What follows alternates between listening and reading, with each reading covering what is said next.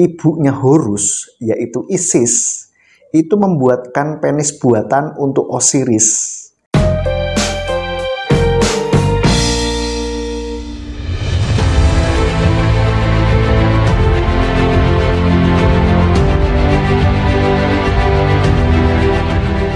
Shalom, selamat berjumpa kembali dalam channel YouTube Simeon Sulistyo. Nah saudara, saya saat ini mau membahas mengenai gambar ini. Nah, gambar ini mungkin saudara sudah pernah melihat atau sering melihatnya. Nah, gambar ini mungkin dijadikan oleh sebagian orang sebagai rujukan untuk tanda kutip mengolok-olok kisah Yeshua atau berusaha untuk mendiskreditkan kisah Yeshua yang ada di dalam Alkitab. Mereka katakan bahwa kisah Yeshua ini mirip dengan dewa-dewa itu, sehingga dengan demikian kisah Yeshua itu adalah menjiplak katanya ya, sebagian dari kisah itu. Nah, benarkah demikian? Saya beberapa waktu yang lalu sempat meneliti kisah-kisah ini. Apakah benar demikian ya?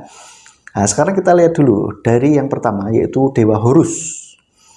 Nah, saudara, yang pertama, Horus ini siapa? Horus ini ternyata mempunyai 4 anak, saudara, yaitu Amset, Tuamutef, Hapi, dan Kepsneuf. Ini ada di dalam Encyclopedia of Ancient Deities halaman 48. Saudara bisa cek sendiri di sana. Sedangkan Yeshua ini tidak punya anak secara jasmani. Jadi jelas beda jauh dong ya. Jadi kisah Yeshua tidak sama. Lalu yang kedua, Horus ini katanya lahir dari perawan katanya. Ternyata setelah saya cek kisahnya, Horus ini tidak lahir dari perawan. Karena ibunya Horus, yaitu Isis, itu membuatkan penis buatan untuk Osiris, yaitu bapaknya, dan membangkitkannya untuk sementara. Ya, jadi ibunya Horus nih ya, Isis, terus membuat penis buatan untuk Osiris, suaminya Isis, yaitu bapaknya si Horus ini, begitu. Lalu membangkitkannya untuk sementara, seperti itu kisahnya. Ini ada dalam Isis dan Osiris oleh Plutarch. Lalu yang ketiga, katanya Horus itu lahir pada tanggal 25 Desember.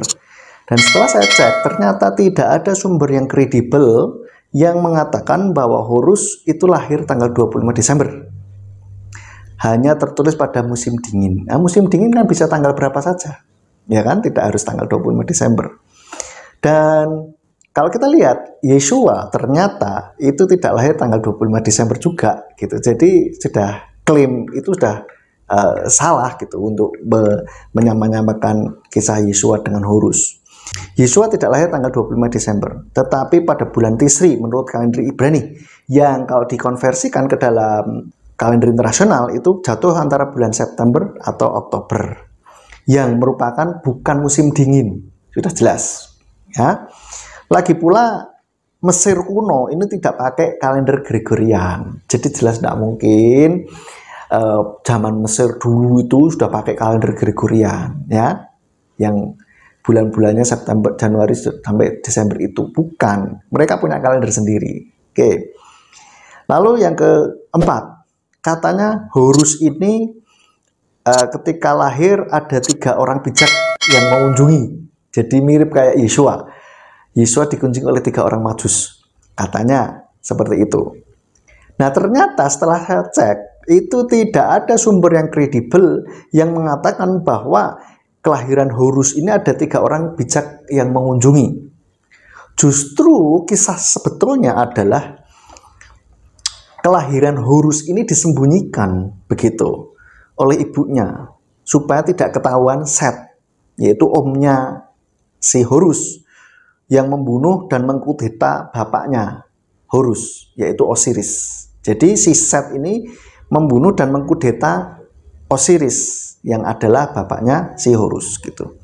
Nah, maksudnya kenapa disembunyikan adalah kenapa kelahiran Horus ini disembunyikan? Itu karena dengan tujuan supaya kalau sudah besar nanti akan membalas dendam kematian bapaknya.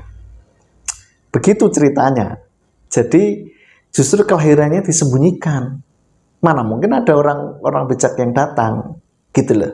Sedangkan kalau Yesua kelahirannya justru diumumkan begitu.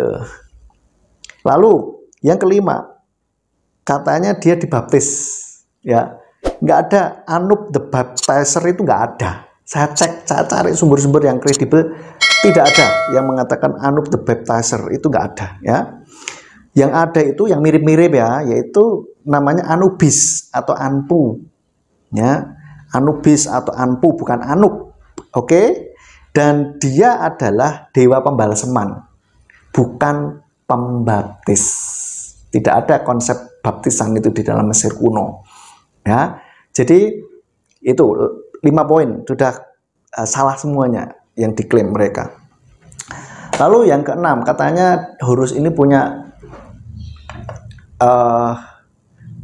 gelar seperti jalan kebenaran, kehidupan, Mesias, putra Elohim yang diurapi, anak manusia, gembala yang baik, anak domba Elohim, lalu firman. Itu salah gitu. Horus tidak punya gelar-gelar yang seperti itu. Justru gelar-gelar seperti itu yang secara spesifik ditujukan kepada Yesua, bukan kepada Horus. Horus tidak ada misi menyelamatkan manusia sebagaimana layaknya Mesias. Jadi bagaimana mungkin dia mendapatkan gelar Sang Mesias? Gitulah. Oke, lalu yang ketujuh. Horus dikaitkan dengan elang dan dilambangkan dengan mata.